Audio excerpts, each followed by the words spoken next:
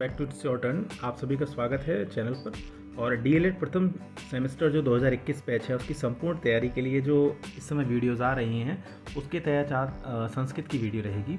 और आप सभी को बता दूं कि डीएलएड का जो फर्स्ट सेमेस्टर है 2021 बैच उसकी संपूर्ण तैयारी के लिए इट्स योर टर्न लगातार वीडियोस दे रहा है, जिसमें सभी प्रश्नों जो विषयों के महत्वपूर्ण प्रश्न हैं उनकी श्रृंखला आ रही है, सभी विषयों के मॉडल पेपर्स आ रहे हैं और बेहतरीन तैयारी के लिए काफ़ी सारे ऐसे टॉपिक्स हैं जो परीक्षा की दृष्टि से इंपॉर्टेंट हैं, उनको डेली कराया जा रहा है। तो अगर आपने अभी तक उन वीडियोस को नहीं देखा है तो चैनल पर जाकर देखें। डिस्क्रिप्शन में वीडियोस के सब्जेक्ट वाइज लिंक भी हैं, उनसे जाकर वीडियोस को देख सकते हैं। कई छात्रों को दिक्कत थी कि संस्कृत में जो गिनतियाँ होती हैं यानी काउंटिंग्स जो उनमें बहुत समस्या आती है, उनको बहुत आसान तरीके से और आपको कुछ ही गिनतियाँ याद करनी पड़ेंगी, उनसे बाकी सारी गिनतियों का ज्ञान आपको हो जाएगा। इस दृष्टि से वीडियो बहुत महत्वपूर्ण है। तो चलिए हम वीडियो शुरू करते हैं। उससे पहले अगर आपने वीडियो को लाइक नहीं किया लाइक करें और चैनल को सब्सक्राइब जरूर करें। सबसे पहले हम बात करेंगे जो प्रथम सेमेस्टर में जो हमारी संस्कृत की गिनतियाँ हैं, क्योंकि गिनतियों से कई बार क्वेश्चन आते हैं, एक नंबर में 2 नंबर में क्वेश्चन आ जाता है।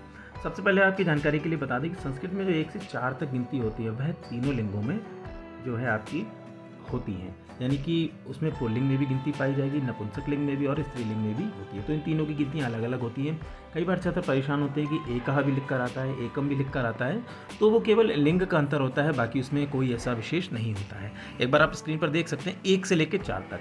तो अगर हम एकह लिखेंगे तो आप ध्यान रखिएगा विसर्गों का उपयोग पुल्लिंग को दर्शाने के लिए होता है।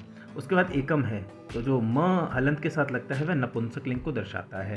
और अगर यदि विराम कह रहा हूँ जो बड़े आके डंडे का यूज़ होता है वह स्त्रीलिंग को दर्शाता है। इस तरीके से अगर आपका एकह लिखा हुआ है तो वह इंडिकेट करता है पुल्लिंग को, एकम लिखा है वो इंडिकेट करेगा नपुंसक लिंग को, और एकह लिखा है वह स्त्रीलिंग को। कैसे? तो आपने जब वाक्यों के अनुवाद करते होंगे तो भाव आपने देखा होगा जो सहा है वह पुल्लिंग में वह को दर्शाता है, यानी पुल्लिंग के वह का बोध कराता है। उसके बाद जो सा है यानी जो आका डंडे के साथ है वह स्त्रीलिंग के वह को, अगर किसी स्त्री का बोध हो रहा है, वह कहा जा रहा है, वह जाती है, तो वहाँ पर सा का यूज़ होगा। ठीक है, इसी तरीके से। और लास्ट में जो माँ लगता है वह नपुंसक लिंग को दर्शाता है। ठीक है, ये आप ध्यान में रखेंगे। एकह पुल्लिंग को, एकम नपुंसक लिंग, और एका जो आके डंडे के साथ है वो आपका स्त्रीलिंग का रहेगा। दूसरी जो चीज़ है द्वौ द्वि द्वे, ये भी इसी क्रम में है। आपका जो द्वौ है वह पुल्लिंग को दिखाएगा, बाकी द्वे और ये द्वे दोनों स्त्रीलिंग और नपुंसक लिंग में समान रहते हैं। फिर बात करते हैं त्रया पुल्लिंग, त्रीणी नपुंसक लिंग और तिस्रः स्त्रीलिंग। इसी तरीके से चत्वारा चत्वारी चतुस्था। तो ये आपके जो 1 से 4 तक की काउंटिंग है वह पुल्लिंग स्त्रीलिंग नपुंसक लिंग के लिए अलग होती है। आगे हम बात करें तो 5 से आगे की गिनती लिखने व बोलने सभी में लिंगों के लिए एक समान होती है, यानी इसमें ज़्यादा चेंजेस नहीं होते हैं। यहाँ अलग अलग लिंगों के लिए अलग अलग काउंटिंग नहीं होती है। ठीक है, तो मेन आपको 1 से 10 तक की ही है जो ध्यान में रखनी है, और इसमें तीनों आपको याद नहीं रखनी है। अगर आपको काउंटिंग लिखने को आती है 1 से 10 तक तो आप इन तीनों में से एकह को प्रेफर करेंगे, तो आपकी गिनती जो बनेगी वो इस तरीके से बनेगी। एकह 1 से लेकर 10 तक तो आपकी बनेगी एकह, द्वौ, त्रयः, चत्वारः, पंच, षट्, सप्त, अष्ट, नव, 10। ये आपको गिनती आप याद करनी है। इसके बाद की सारी गिनती सरल है, कोई बीच में से कहीं से भी पूछ ले उसकी भी ट्रिक मैं आपको बताऊंगा किस तरीके से आपको गिनती को क्रैक करना है। ठीक है, तो आपकी 1 से 10 तक गिनती क्या हो जाएंगी? एकह, द्वौ, त्रयः, चत्वारः, पंच, षट्, सप्त, अष्ट, नव और 10। अब देखिए 10 का मतलब हो गया 10, 10 का मतलब हो गया आपका 10। अब जो अगली गिनती आती है वह है 11। 11 कब बनेगा? तो 11 आपका बनेगा 10 + 1। ठीक है, एक बार यहाँ पर देखेंगे 11 आपका जो बनेगा वह है 10 + 1, तो 10 को तो हम 10 कह रहे हैं। ठीक है, और 1 को हमने क्या कहा? यहाँ पर एकह कहा, तो गिनती मिलकर बनेगी आपकी एकादश। ठीक है, ठीक है, ये आप देख लीजिए 11 की आपकी क्या बनेगी? एकादश। ठीक है, अब यही 12 की बनानी, तो 12 में 10 + 2, 10 को हम अभी भी 10 कह रहे हैं, और दो को क्या लगेंगे? यहाँ पर लगा देंगे 2, तो हो जाएगा द्वादश। इसी तरीके 10 + 3 तो हो जाएगा त्रयोदश। यानी कि 10 तो सब में कॉमन है, आगे एक नया नंबर ऐड हो रहा है तो हम उसको भी संस्कृत में ऐड करते चलेंगे, यानी 10 सब में लगा रहेगा, आगे की गिनती बदलेगी। देखिए कैसे? एकादश, द्वादश, 3 है तो त्रयोदश, 4 है तो चतुर्दश, 5 है तो पंचदश, षोडश, सप्तदश, अष्टादश, नवदश। अब जो आखिर का आता है आपका 20, वो आपका 10 + 10 है, तो यहाँ पर ऐसा नहीं है 10 कर देंगे, तो ऐसा नहीं, तो 20 पर आकर काउंटिंग चेंज होगी। यानी हर आपके जो आपका गैप रहेगा, जैसे 10 से 20, 20 से 30, 30 से 40, उसमें लास्ट में जो राउंड फिगर हो रहा होगा 20, 30, 40, सिर्फ ये चेंज होंगे।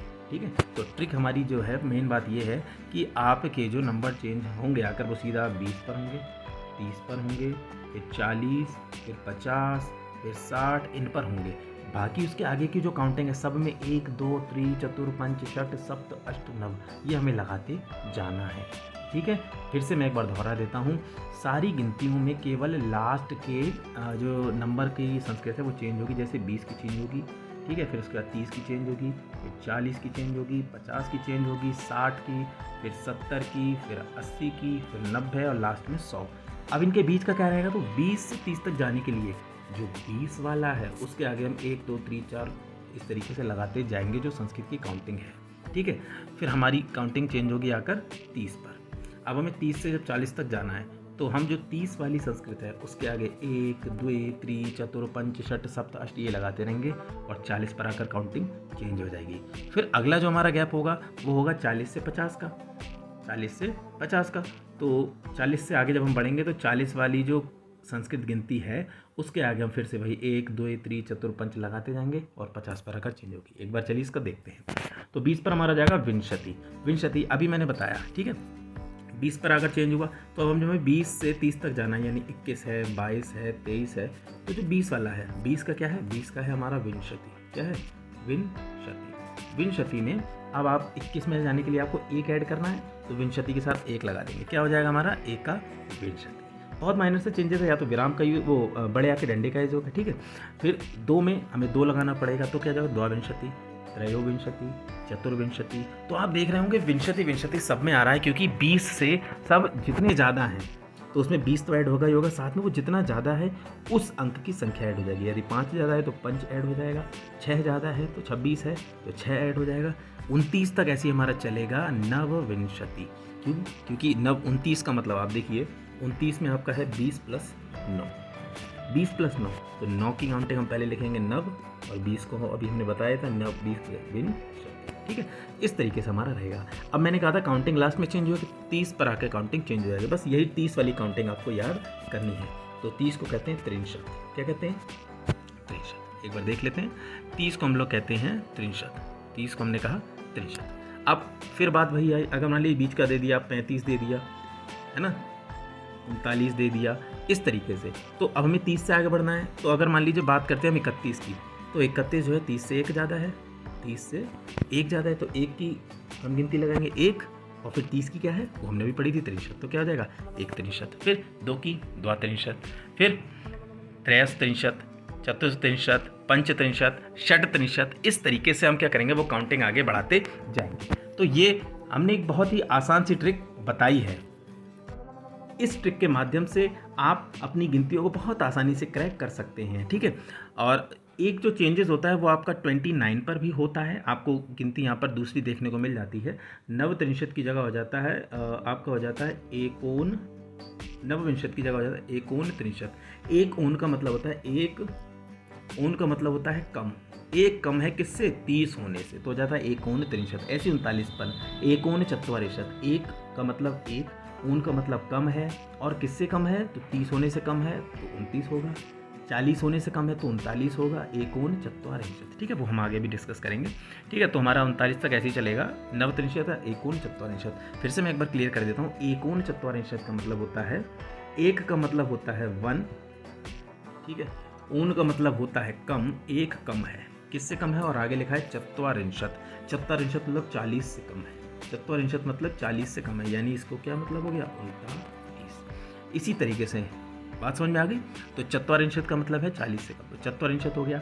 अब मान लीजिए था 41, तो 41 40 से 1 ज़्यादा है, तो क्या लगाएंगे, पहले 1 की संस्कृत लगाएंगे, 1 चत्वारिंशत, 2 चत्वारिंशत, 3 चत्वारिंशत, फिर वही 4 5, तो चतुर पंच षट सप्त अष्ट। अब 49 में क्या होगा, नव चत्वारिंशत। नव चत्वारिंशत क्यों, नव माने 9, चत्वारिंशत मतलब 40, 9 और 40 कितना होगा, 49, वो आपका 49 हो जाएगा।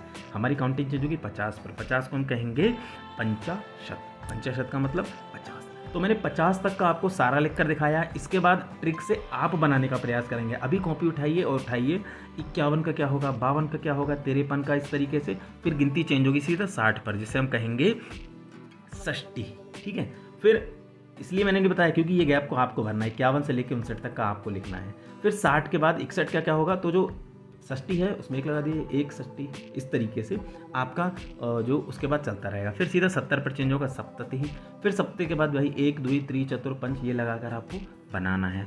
फिर 80 पर चेंज होगा आपका अशीति न, और 90 पर नवति, और लास्ट में आपका 100 पर होगा शतम। इसके बीच के जितने हैं उसमें आपको जितना भी बढ़ रहा है, 90 से 2 बढ़ रहा है, यानी 92 हो रहा है तो 2 की संस्कृत लगाए, 90 की आपको पता ही है नवति। तो इसको 100 को लिखते हैं शतम या 1 शतम। इसके बाद जो 100 के बाद की नॉर्मली नहीं पूछी जाती हैं, 101 102 या ऐसे नहीं पूछी जाती, सीधे पूछा जाता है 100 के बाद 1000, तो वो आपका रहेगा सहस्त्रम। क्या रहेगा? सहस्त्रम। 10,000 दश सहस्त्रम या फिर अयुतम। उसके बाद 10 लाख आ जाएगा, वो 1 लाख हो जाएगा आपका लक्षम, 10 लाख हो जाएगा दशलक्षम, और 1 करोड़ हो जाएगा आपका कोटि। तो यहाँ पर हमारी ट्रिक ये थी कि हमें केवल राउंड फिगर्स की संस्कृत याद करनी है, जो कि हमारी रहेगी अब 10 20 30 40 50 60 इस तरीके से 100 तक की। अब 10 से 20 तक का गैप कैसे भरेंगे? तो जिसका भी लिखना, मान लीजिए 15 का लिखना है तो 15 हमारा टूट कर बनता है 10 + 5, क्या बनता है 15? 15 हमारा बनता है 10 + 5, 10 की हमारी होती है 10 और 5 की होती है 5, तो क्या हो जाएगा? पंचदश। क्या हो जाएगा? पंचदश। इसी तरीके से मान लीजिए जब कोई हमसे एक नॉर्मली कुछ भी पूछे, मान लीजिए 55 पूछा है, तो आप इसको पहले तोड़ेंगे। 55 क्या होता है? 50 + 5। 55 कितना होता है? 50 + 5। और मैंने अभी बताया आपको केवल राउंड फिगर्स की याद करनी है, 10 20 30 40 50। 50 को हम क्या कहते हैं? पंचाशत। पंचाशत, पंचाशत हमने लिख दिया, और 5 को कहते हैं पंच, तो हो जाएगा पंचाशत। कितना इजी वे हो जाता है ये आपका। ठीक है, 80 है, 80 का उसने फिर अशीति लिखा, फिर 90, इस तरीके से, और बीच के गैप्स को आप खुद भी भर सकते हैं। तो ये थी हमारी आज की ट्रिक। तो बताइए हमें ये ट्रिक कैसी लगी, और 1 से 4 तक ध्यान रखिएगा, इसमें 3 लिंगों में लिखी जाती है, और उसके बाद सभी लिंगों के लिए समान होती है। जो आपका पुल्लिंग है उसमें विसर्गे लगेंगी, आपका स्त्रीलिंग है उसमें आ का डंडा लगेगा, और नपुंसक लिंग में माँ का उच्चारण रहेगा। तो अगर आपको वीडियो पसंद आई तो चैनल को सब्सक्राइब करें, और हमारी वीडियो को कमेंट में ज़रूर बताएं कैसा लगा। Thank you.